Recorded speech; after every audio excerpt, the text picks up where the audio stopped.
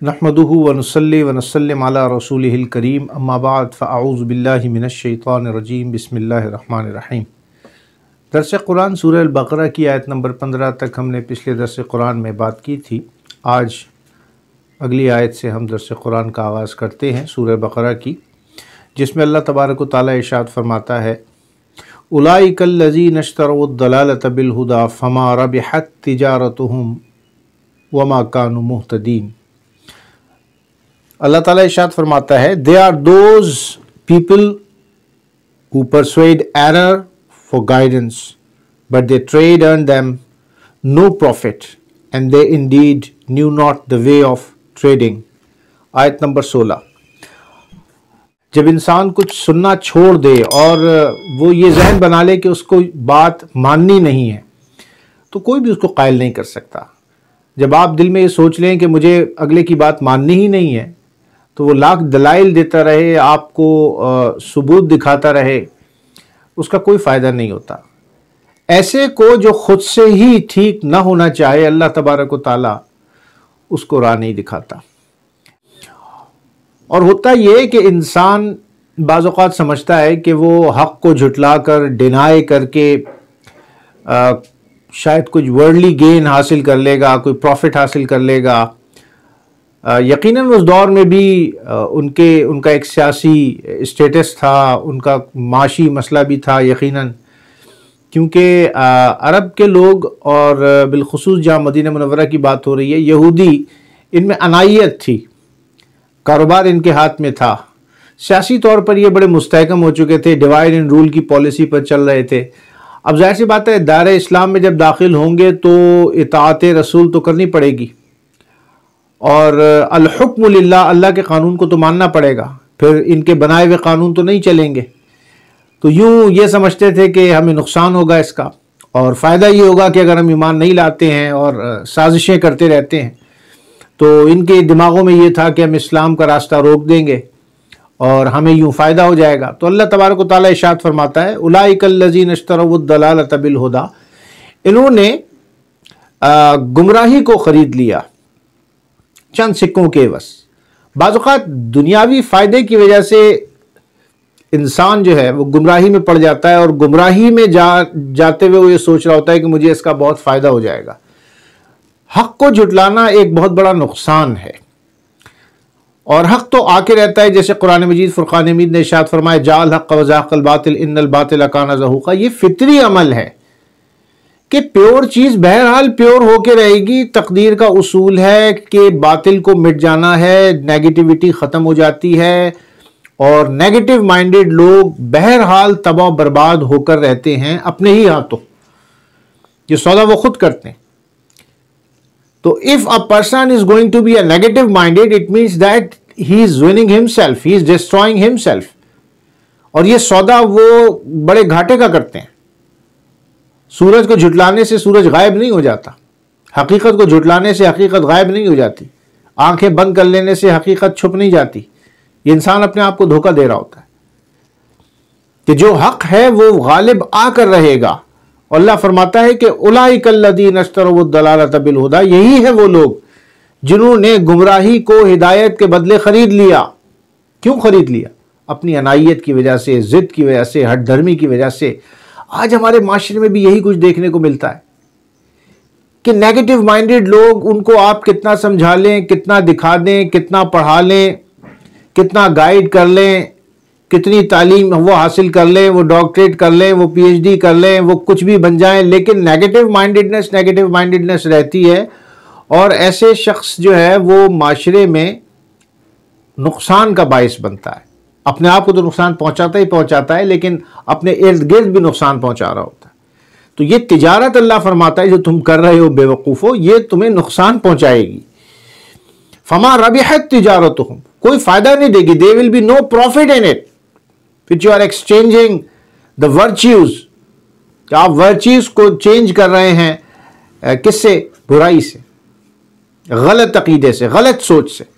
بعض اوقات انسان دل میں محسوس کر رہا ہوتا ہے کہ یہ میری جو سوچ ہے، جو میرا خدا نخواستہ غلط عقائد رکھنے والے شخص کہ غلط عقیدہ ہے، لیکن پھر بھی وہ ماننے سے انکار کرتا ہے، اور وہ نہیں مانتا ہے اس کو، کیا ہوگا آپ کے نہ ماننے سے؟ حقیقت کے نہ ماننے سے حقیقت تبدیل نہیں ہو جائے گی۔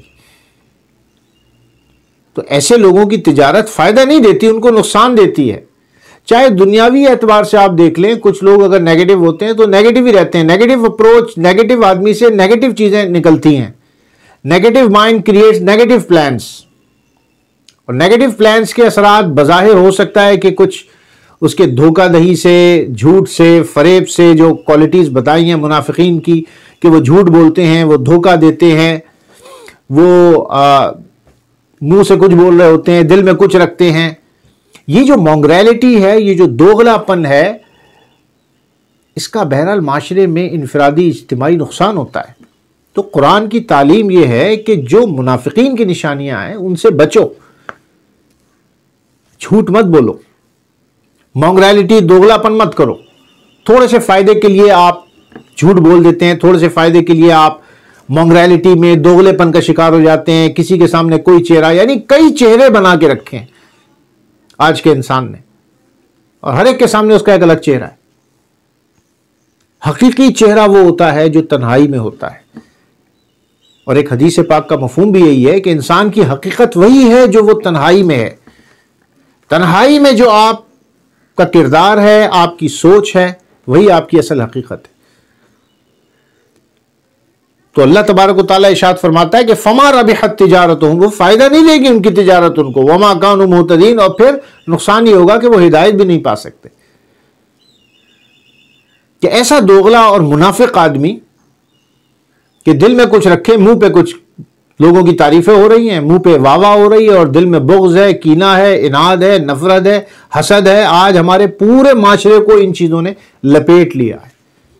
نمازیں بہت پڑھ رہے ہیں، حج ہر سال ہو رہا ہے، عمرہ بھی ہو رہا ہے، قرآن مجید کی تلاوت بھی ہو رہی ہے، نیکیاں بھی ہو رہی ہیں، لیکن اپنے مسلمان بھائی کے لیے بغض، نفرت، اناد، حسد، کینہ یہ کامن ہے، کیونکہ کوئی چیز دیکھ نہیں سکتا دوسرا، اس وقت چھپا کے رکھی ہوئی۔